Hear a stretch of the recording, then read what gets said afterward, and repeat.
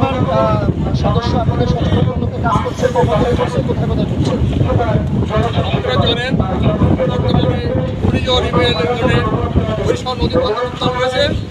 আমরা আমাদের পুলিশ বরিশাল অঞ্চলের সুযোগ্য পুলিশ সুপার জনাব মোহাম্মদ ফখরুল স্যারের নির্দেশনায় আমরা সদর নৌ থানা পুলিশ আমার এখানে 22 জন পুলিশ বর্তমানে কর্মরত আছে।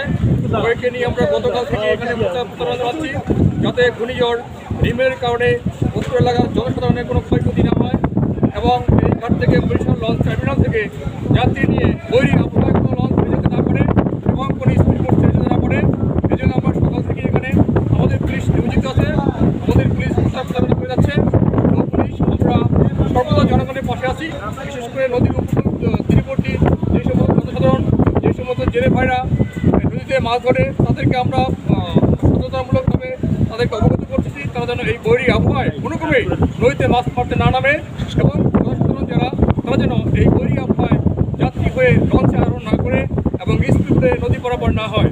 সবাই যাতে নিরাপদ থাকে, সুস্থ থাকে, এই প্রত্যাশা করি আমরা নৌ পুলিশ। আমরা সর্বদা জনগণের পাশে আছি।